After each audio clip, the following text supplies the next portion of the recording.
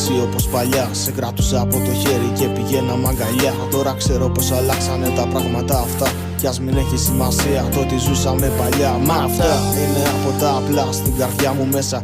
Είναι κι άλλα που θυμίζουνε εσένα. Είναι σαν όνειρο που τρέχει κάθε νύχτα μια συνήθεια. Στο μυαλό μου έχει μείνει η φωνή σου από συνήθεια. Ό,τι ανάμνηση έχει μείνει ανήκει στα παλιά. Μακάρι να μπορούσαμε να τα ζήσουμε ξανά. Όπως οι όμορφες στιγμές, τα δικά σου τα φιλιά. Μα όσους μαζί μου ήσουν πάντα μια χαρά. Περάσανε τα χρόνια που σε είχα ξαναδεί.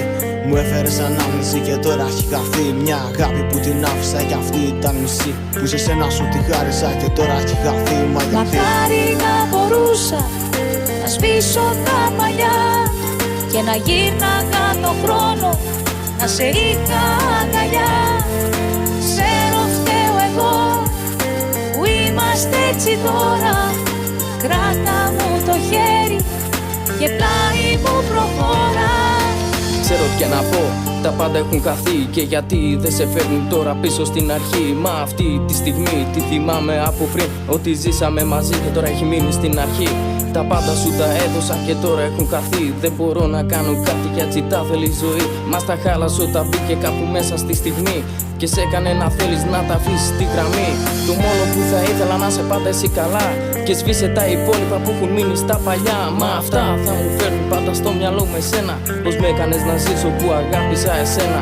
Τώρα τέλος όλα αυτά γιατί έχουν τελειώσει. Τίποτα δεν κράτησα από αυτά που μου είχες δώσει. Τα πέταξα όλα αυτά γιατί θυμίζανε εσένα. Μου ράγιζε η καρδιά όταν σκεφτόμουν εσένα.